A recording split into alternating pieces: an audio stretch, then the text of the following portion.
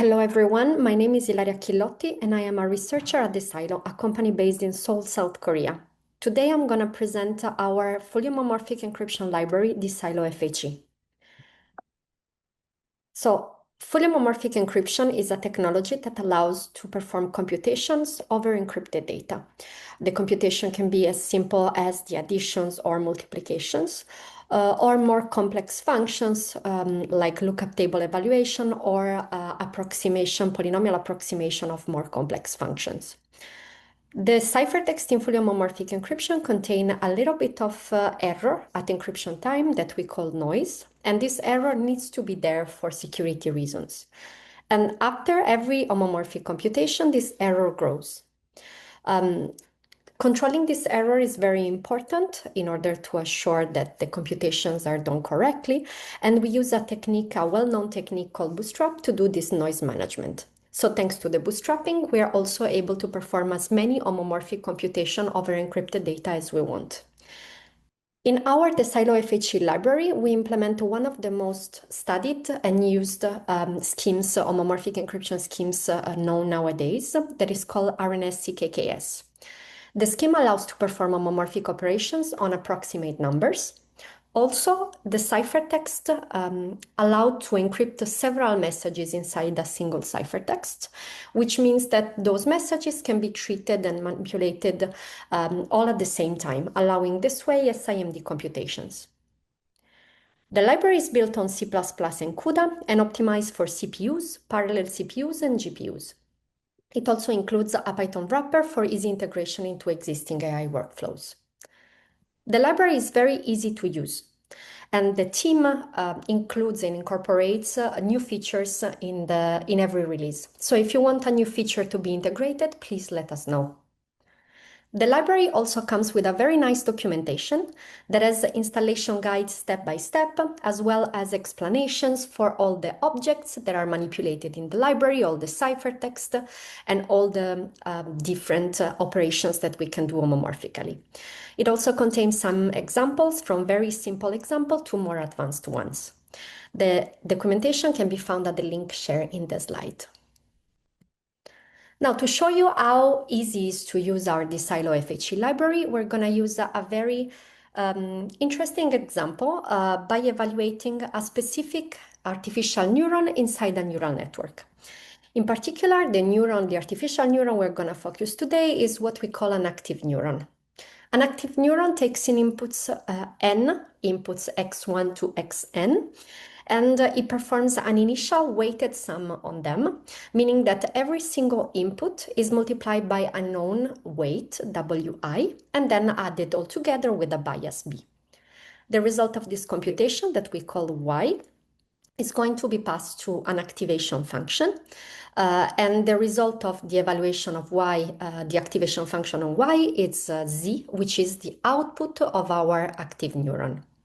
Activation function can be of different type. Well known are the ReLU function, sigmoid, the sine function, and so on.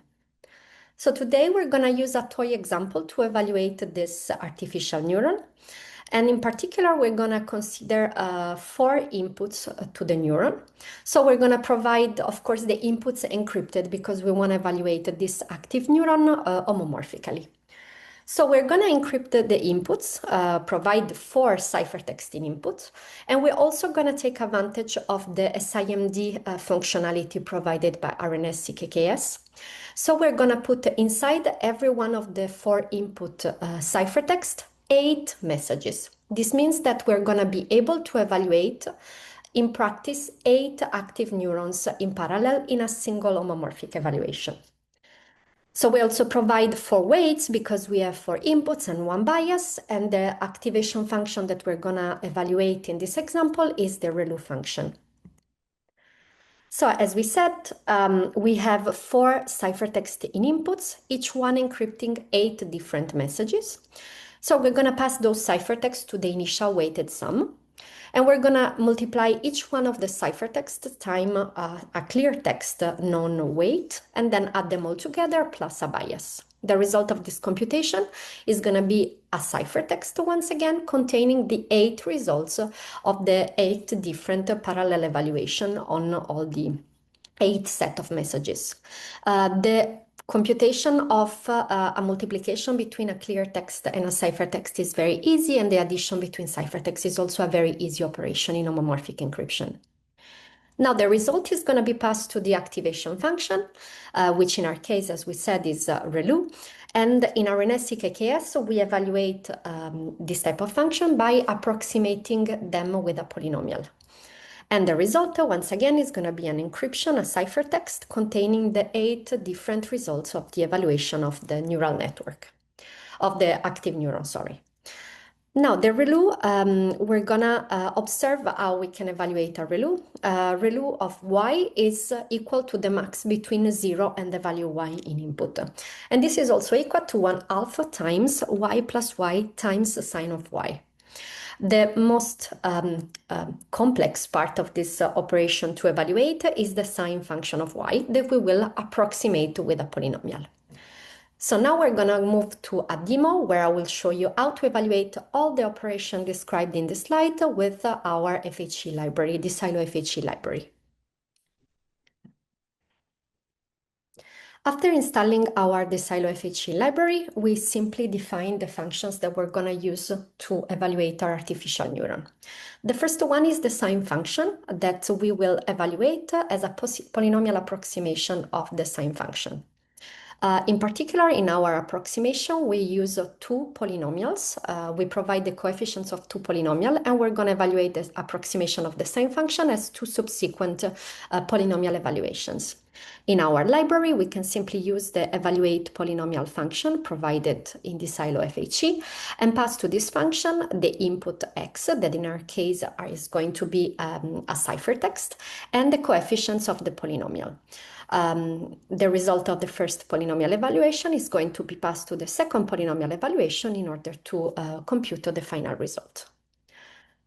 The second function we evaluate is the ReLU function that, as explained before, is equal to 1/2 times the input, in this case x, plus x times sine of x.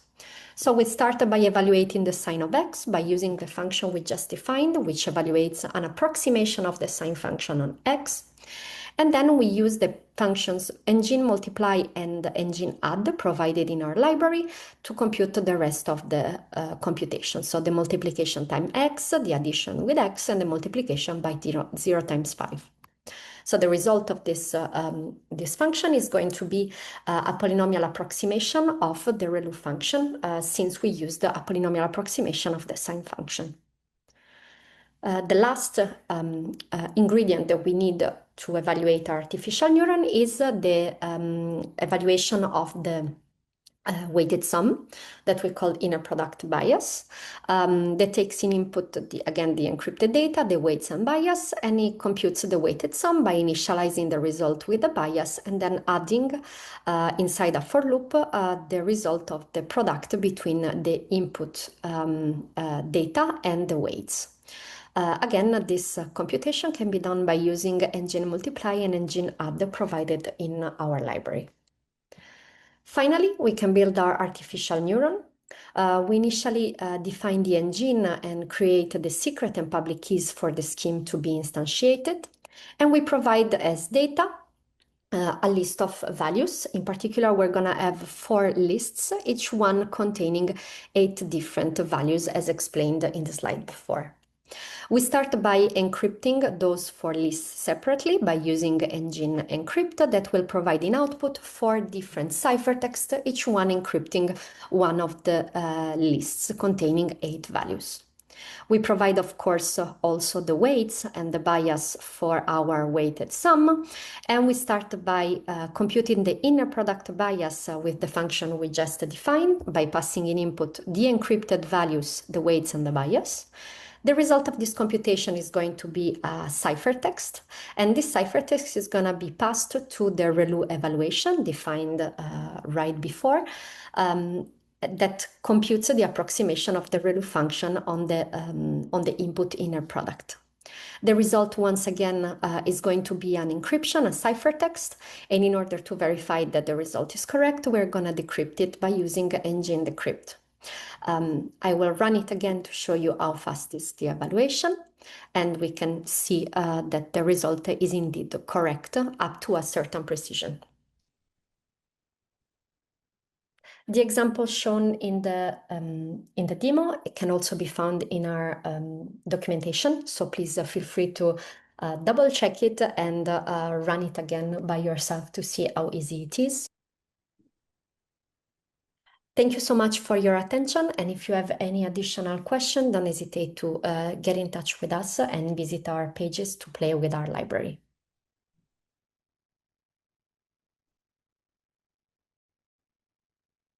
Or please feel free to ask me the questions right now.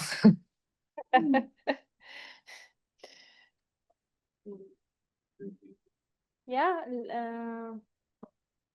My last question. Yeah, because she needs to go soon. So if there are questions to her, we can.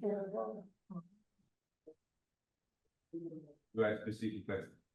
Yeah, if we're doing questions. There is a microphone. Yeah, please. Go ahead. Just go back to the. Hello, thank you for the presentation. I cannot hear you. Can you hear me now? A bit better, but not too much. Let me try to speak again. Can you hear me now? Is that better? Yeah, perfectly. Yeah, way better. Can you hear me fine? Yes. Yeah, great. I was struggling to keep up. That was awesome. Thank you so much. So from my understanding, it's just a cryptography method that is harder to break because of like the deep onion, like the many layers of onions and how they interact with those 8 different neurons. Is that my understanding? Or am I way off? Yeah. Okay, so I'm way off. Okay. So maybe I can clarify that. Okay. Yeah. That was great. It's definitely a lot of very complicated math. So thank you. Yeah, sure. Can you maybe explain the use case better so maybe people will understand? Sure, of course. So the use cases, well, the example I'm showing you is just one of the examples that can be solved with homomorphic encryption. Actually, the interest of homomorphic encryption is really the fact that you can manipulate sensitive data, well, data in general, but in particular sensitive data, while encrypted. So every cloud computing application or every application that manipulates sensitive data can be solved with homomorphic encryption. And the thing that seems very magical, but is actually just mathematics, is that you encrypt your data and you can really do computations on the encrypted data without seeing them. So in the case of the example that I show you, I wanted to show you how to evaluate one specific neuron inside a neural network. Yes, a neural network. So the idea is that let's put ourselves in a use case and in a practical scenario where we have a user on one side. That can be any one of us with a computer with a connection to internet. And let's suppose that there is a server, an online service, as instance, that provides a neural network evaluation. They own the model. We don't know the model. And let's make a stupid example. The data you own is a picture. And you want to apply a filter on this picture. And the server owns the algorithm to apply this filter on your picture. Of course, this is a very stupid example. It can be really other stuff more complicated, like medical analysis of an X-ray image or something like that. So the idea is that you don't want to reveal your picture to the cloud service that is providing you the evaluation of the filter. You want them to apply the filter on your picture without showing them the picture.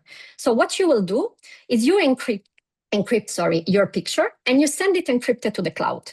And now the cloud uses your encrypted picture and makes it go through the neural network. So they can do all the operations inside the neural network, so evaluate all the different neurons inside without seeing data they are manipulating. And then they will produce a result which is encrypted, and they will send you back And since you are the person that encrypted the data, you are the only owner of the secret key, so you will see the result. And when you open it, if the magic, which is not magic, works properly, you will see actually your picture with a filter applied. So you obtain the service you wanted to have, but your picture, your personal data, your sensitive data was never revealed to the cloud service. So this is a bit the power of homomorphic encryption. I don't know if it was more clear than the what was in the slides. Yeah, I think also, no, the example with medical, I think it's nice one. You have some Yes. blood test. You want to send this blood test to some server. They will tell you if you are healthy or not, but you don't want really to send your blood test. So you encrypt, Yes. you send them encrypted, the server evaluates the encrypted, we don't see anything, and will give you the result. And the server hasn't seen anything.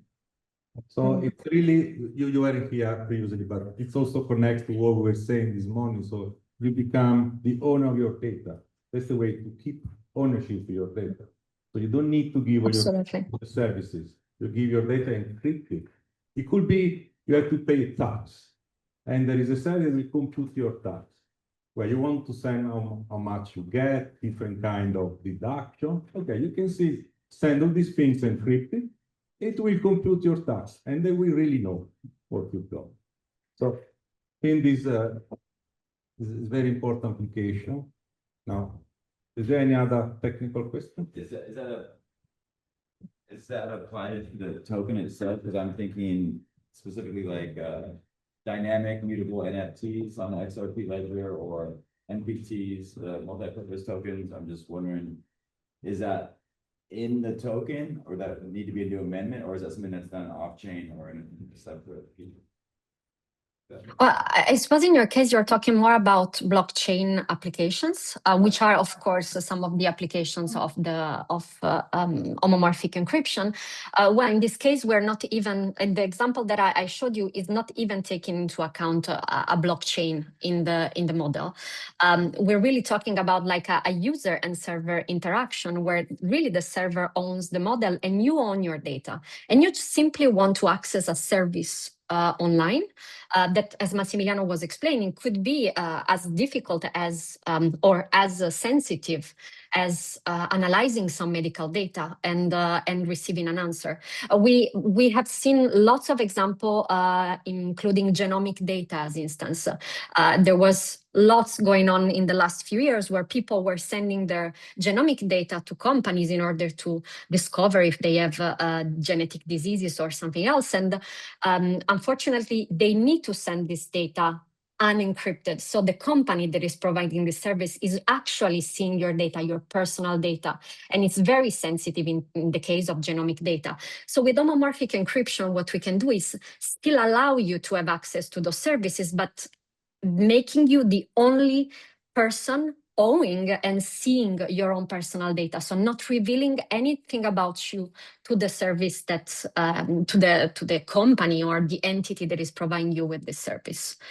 And this is very powerful in the era we are living in, where all we do is, not all we do, of course, because we have real lives, but like lots of the things that we do is interacting with internet services located wherever in the world. So it's a really important question to protect the privacy of our own data. And yeah, homomorphic encryption is really trying to do that. If I understand part of the question, the computation won't be done on chain because they are very expensive. So they will be done off chain, then we need some sort of verification that correction are, that they are corrected, which relates to the previous talk about computable contracts. In fact, homomorphic servers will be one of the actors in the system that Carlo was displaying. Okay, okay. More questions? Yeah, there is a mic. But there isn't much time, because when do you have to leave, Ilaria? In 17 minutes. 20 minutes. Yeah. A bit okay. less than 20, okay. the 15, the 20 minutes. Question from, then I have some general question for you. Okay, please. Sure, of course. Can you hear me? I still far. I don't know, that's microphone. Can you hear me now? A bit better. Yeah, go ahead. Ciao, Ilaria, nice to meet you. Nice to meet you. I had a question about the learning process. Mhm. Basically, I was wondering whether there is some constraint or not about for example, I need to train with a specific algorithm like a backpropagation or something else, or I can train from dedicated algorithm for homomorphic encryption. Mhm. That's a very good question. Thank you so much. In the example I was showing you, yeah, I didn't say it, but that's a very fair point. What I was showing you is more of a inference situation. So, you know, in machine learning, you have initial training, and when you have the model, you go infer your data. So the one that I was describing is more in the inference scenario. But of course, it's important to train the model. And when you train a model, you also use sensitive data. So how to solve the problem of privacy in training? So there are solutions that are fully based on homomorphic encryption, but they are not completely efficient for training. So when in some cases, those solutions try to use algorithms that are simplified, let's say, in order to be trained homomorphically. But actually, other approaches use different privacy preserving technologies in order to train algorithms. And the reason is also because sometimes when you train a model, you have data that come from different institutions or different entities.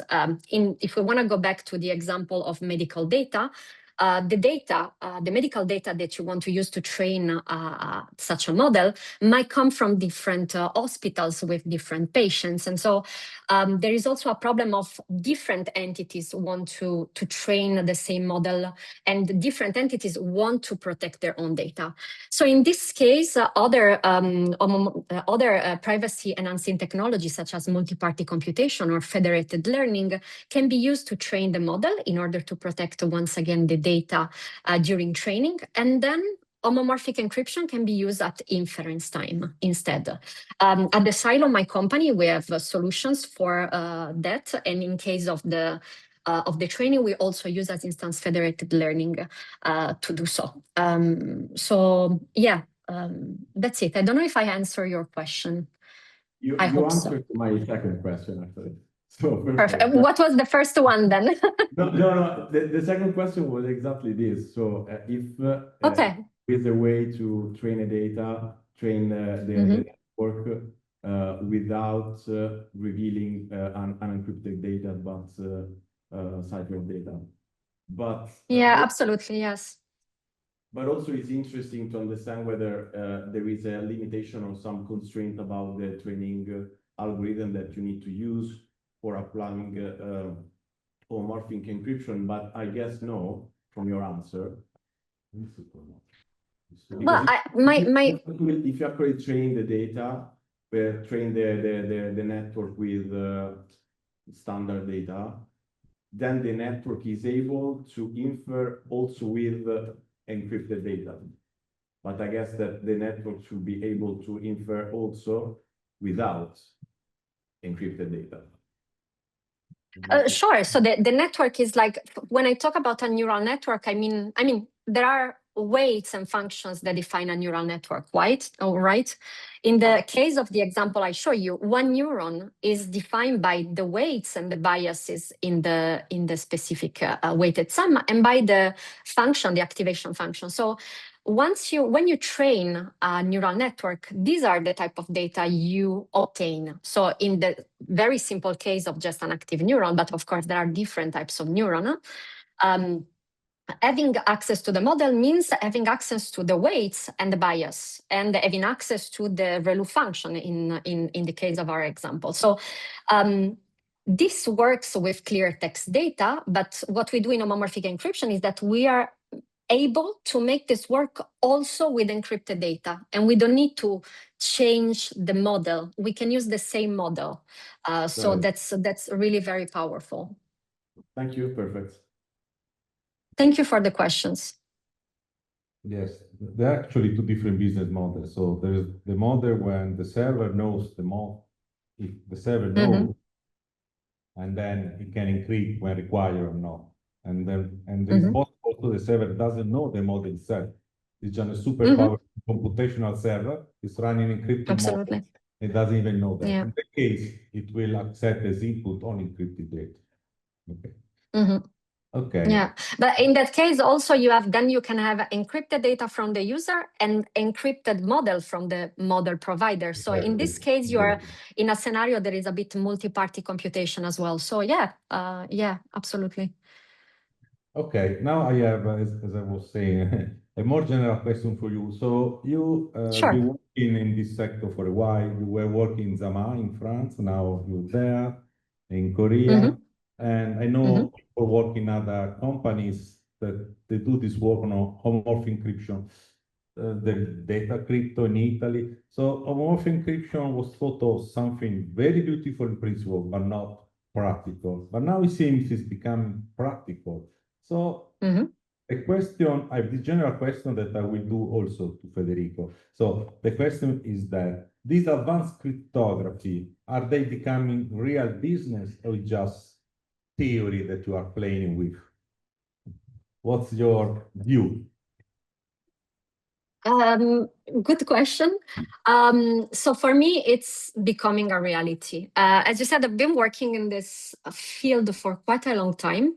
It's very strange to say, but it's been already 10 years. And when I started working in this field 10 years ago, homomorphic encryption was realistic. We could do homomorphic encryption, but it was absolutely impractical to be used in real world use cases. And we really saw lots of effort from the researchers in order to improve homomorphic encryption and to make it as fast and as efficient as possible. But there was also lots of engineering work in order to have efficient implementations, not only on CPU, but also on GPUs or other hardwares. So I really think that we are very, very close to practical deployment of those technologies. As I said, homomorphic encryption is very powerful and beautiful, but of course it has some limitations. And from my personal point of view, what we will see in the future is homomorphic encryption combined with other privacy enhancing technologies. To go back to the example, as I was saying, in a machine learning scenario, you cannot do efficiently the training with homomorphic encryption. So you will rely on other technologies like multi-party computation or federated learning or whatever. And then for the part related to inference, homomorphic encryption is efficient enough to allow you to do so. So yeah, I really think we're getting very close to practical usage, practical applications using homomorphic encryption, but homomorphic encryption will not be a standalone technology from my point of view. There will be other privacy enhancing technologies that will allow to cover more applications and have even more functionalities that homomorphic encryption is not able to provide at the moment. So yeah, that's my personal point of view on the subject. Okay, now I've been working with Bank of Italy for a while. They're using homomorphic encryption for financial data. They're looking at compliance, financial transaction without violating the privacy of transaction, things like that. Do you know have you have any experience, or do you know people actually trying to use homomorphic encryption for finance in some way, or just experiments? Do you know anything about that? That's again a question I'm not really sure I can fully answer. I heard about it. I mean, financial applications are definitely one of the most interesting applications because, again, they treat sensitive financial data. That's a good question. I'm not really sure about pure financial applications for now, but I will not be surprised if there are any of those around. So yeah, I don't have any that comes immediately to mind. Yeah, pure financial application, but I'm pretty sure there might be because it's really a very good use case for homomorphic encryption. Yes, because we had the previous talk by Professor Goodell on private cash, private digital cash and stuff. And so it's very relevant. Okay, now I want to... Yeah, I know about applications in, blockchain usage of homomorphic encryption. So I think it's, yeah, digital cash is related. So yeah, in that case, yeah, absolutely. There are some, I know that there are some applications starting to go around. I don't know how much they are, how much accessible are they at the moment? I cannot answer that. But yeah, if they're not around yet, then we will see them very soon for sure.